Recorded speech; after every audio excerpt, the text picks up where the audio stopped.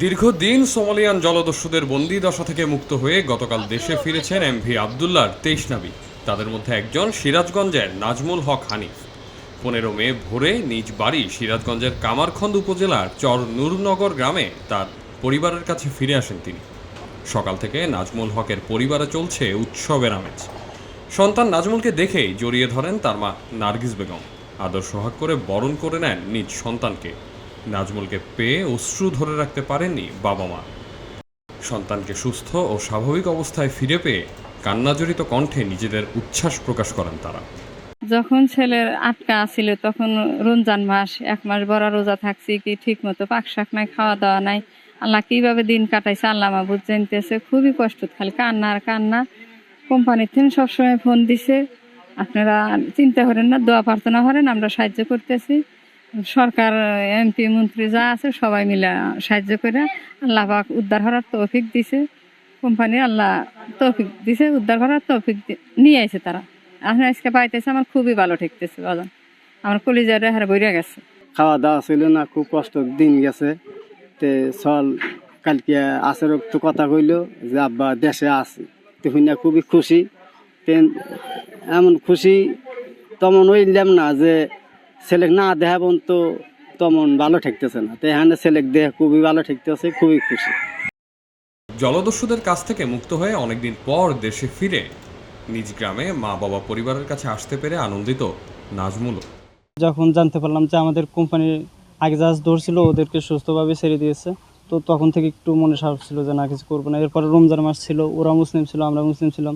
ওরা জানে যে আমাদের রাষ্ট্রটা গরিব, সো মুসলিম হওয়ার কারণে, রোজার মাস হওয়ার কারণে আমাদেরকে একটু ছাড় দিয়ে রাখতো। কিন্তু যখন নৌবাহিনীর জাহাজটা যাইতো তখন আবার সবাইকে ব্রিজে রেখে খাওয়া দাওয়া মোটামুটি ঠিক মতন করতে দিত। যখন নেভির জাহাজ আসতো তখন 5 জন করে পাঠিয়ে দিত খাওয়ার জন্য। ওই এরিয়াটা ছিল হাই রিক্সের এরিয়া, সো সব অ্যাকোমোডেশনের সব দরজা জানালা সব অফ ছিল, যাতে বাইরে থেকে যাতে কেউ উপরে উঠতে না পারে, বা উপরে উঠলে যাতে ভিতরে কেউ না যেতে পারে। তো আমরা কাজের জন্য 6 জন মানুষ বের হয়েছিলাম। তো ওই দিন আমাদের ওইখানে লোকাল টাইম ছিল হচ্ছে আপনার 10টার দিকে, ওরা উপরে উঠে আসছে আর কি। তো আমরা তো কাজে বিজি ছিলাম। তো যখন ব্রিজ থেকে জানাই দিছে, ফায়ার অ্যালার্ম বাজিয়ে দিছে, তখন আমরা সবাই যার যার মতন ভিতরে গেছি। ভিতরে যাওয়ার পরে ওখানে সেকেন্ড স্যার ছিল, ব্রিজের ডিউটি আমাদের ক্যাপ্টেন স্যারও ছিল। তারপরে আমাদেরকে জানানোর পর আমরা যার যার কেবিনের দিকে গেছি। পরে স্যার আমাদেরকে ডাকছে, আমরা সবাই ব্রিজে গেছি, যে দেখি যে ওরা ব্রিজে আসছে। তো আমাদের সবার দিকেই বড় বড় অস্ত্র তাক করে রাখছিল। ফার্স্টে তো এরকম ছিল, আমরা তো ফার্স্টে দেখে ভয় পেয়ে গেছিলাম। এরপরে ওরা আমাদেরকে ব্রিজে একটা রাখছে। আমরা ছাড়া পাইছি যে আপনি আমাদের কোম্পানি, এর আগেও আমাদের কোম্পানির একটা জাহাজ, মানে ওরা একটা ছিল, মানে সেই পূর্বের অভিজ্ঞতার কাজে লাগে এটা অনেক দ্রুত ছাড়াইতে পারছে আর কি। পোর্টে আসার পরে ওখানে যাই দেখে অনেক মানুষ, হাজার হাজার মানুষ আমাদের জন্য অপেক্ষা করতেছে। তো বাংলাদেশে নেমে বাংলাদেশের মানুষজনকে দেখে খুবই ভালো লাগছে। এরপরে এখন ফ্যামিলিকে দেখে আরও অনেক বেশি ভালো লাগতেছে। বাবা মার কাছে এসেছি, গ্রামে আসছি, গ্রামের মাটিতে পা দেয় মাত্র অনেক ভালো লাগতেছে বাবা মাকে পেয়ে। নাবিক নাজমুল সহ 23 নাবিককে সুস্থভাবে দেশে ফিরিয়ে আনায় বাংলাদেশ সরকার ও জাহাজ কর্তৃপক্ষের প্রতি কৃতজ্ঞতা প্রকাশ করেছেন পরিবার ও স্বজনরা।